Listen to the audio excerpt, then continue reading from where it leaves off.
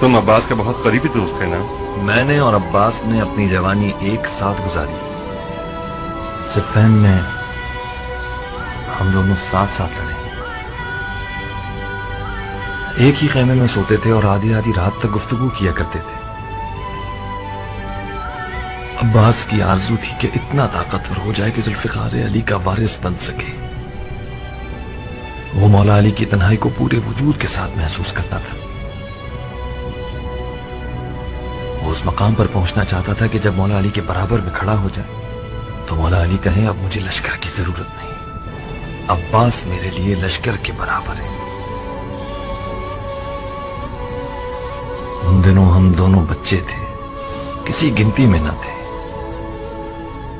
عباس اس بات پر بہت ناراض تھا، بالآخر برداشت نہ کر سکا۔